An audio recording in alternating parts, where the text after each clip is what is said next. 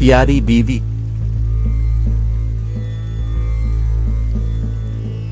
एक औरत थी जिसका खावंद इससे बहुत प्यार करता था।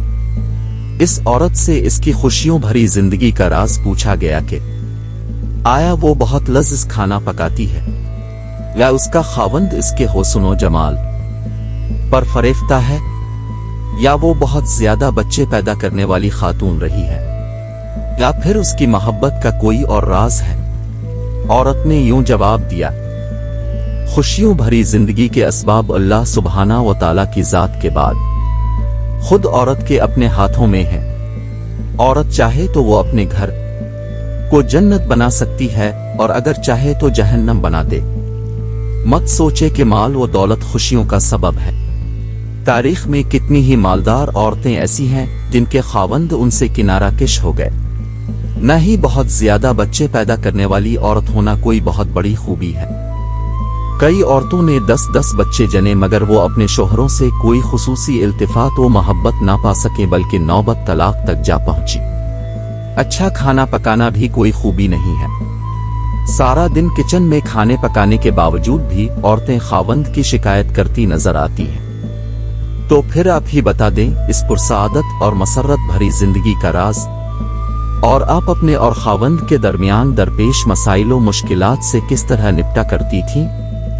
उसने जवाब दिया, जिस वक्त मेरा खावंद गुस्से में आता, और बिलाशुबा मेरा खावंद बहुत ही गुस्सेला आदमी था, मैं इन लम्हात में निहायत ही एहतराम के साथ मुकम्मल खामोशी इख्तियार कर लिया करती थी।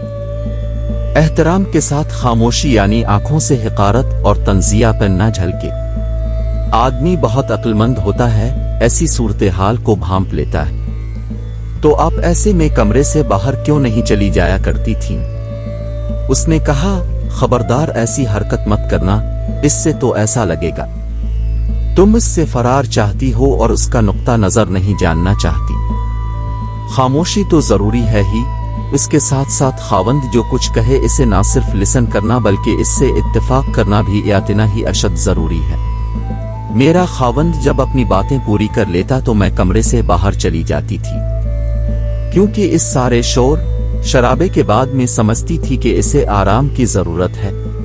मैं अपने रोजमर्रा के घरेलू कामों में लग जाती और अपने दिमाग को इस जंग से दूर रखने की कोशिश करती।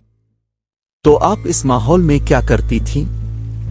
कई दिनों के लिए लाताल्लुकी और बोल चाल छोड़ देना वगैरह। उसने कहा, हरगिज नहीं, बोल चाल छोड़ देने की आदत इंतहाई घटिया और खावंद से ताल्लुकात को बिगाड़ने के लिए दो रुख तलवार की मानिंद है। अगर तुम खावंद से बोलना छोड़ देती हो तो हो सकता है शुरू में इसके लिए ये तकलीफ दे हो। शुरू में वो तुमसे बोलने की कोशिश भी करेगा, लेकिन जिस तरह दिन गुजरते जाएंगे वो इसका आदी होता चला जाएगा। तुम 1 हफ्ता के लिए बोलना छोड़ोगी तो इसमें तुमसे 2 हफ्तों तक ना बोलने की इस्तेदाद पैदा हो जाएगी और हो सकता है कि वो तुम्हारे बगैर भी रहना सीख ले। खावंद को ऐसी आदत डाल दो कि तुम्हारे बगैर अपना दम भी घटता हुआ महसूस करे, गोया तुम इसके लिए हुआ की मानिंद हो, गोया तुम वो पानी हो जिसको पीकर वो जिंदा रह रहा हो। बाद सबा बन्नो बात सरसर नहीं। इसके बाद अब क्या करती थी? इस औरत ने कहा, मैं 2 से कुछ ज्यादा घंटों के बाद जूस और फिर गर्म चाय लेकर इसके पास जाती और उसे निहायत सलीके से कहती, लीजिए चाय पीजिए। मुझे यकीन होता था कि वो इस लम्हे इस चाय या जूस का मतमन्नी होगा। मेरा ये अमल और अपने खावंद के साथ गुफ्तगू उस तरह होती थी कि गोया हमारे दरमियान कोई गुस्से या लड़ाई वाली बात सिरे से हुई ही नहीं, जबकि अब मेरा खावंद ही मुझसे इसरार करके बार बार पूछ रहा होता था कि क्या मैं इससे नाराज तो नहीं हूं। मेरा हर बार उसे यही जवाब होता था कि नहीं, मैं तो हरगिज नाराज नहीं हूं।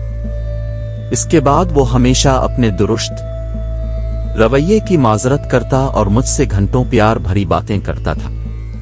तो क्या आप उसकी उन प्यार भरी बातों पर यकीन कर लेती थी? हाँ, बिल्कुल। मैं जाहिल नहीं हूं कि मैं अपने खावंद की उन बातों पर तो यकीन कर लूं जो वो मुझे गुस्से में कह डालता है और उन बातों का यकीन न करूं जो वो मुझे मोहब्बत और पुरसुकून हालत में कहता है, तो फिर आपकी इज्जत नफस कहां गई?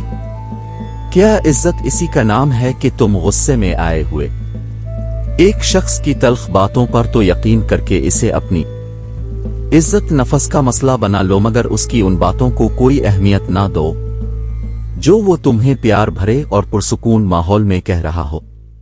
मैं फौरन ही इस गुस्से की हालत में दी हुई गालियों और तल्ख और तुर्श बातों को भला कर उनकी मोहब्बत भरी और मुफीद बातों को गौर से सुनती थी। जी हां, खुशगवार और मोहब्बत भरी जिंदगी का राज औरत की अक्ल में मौजूद है, मगर ये राज उसकी ज़बान से बंधा हुआ है।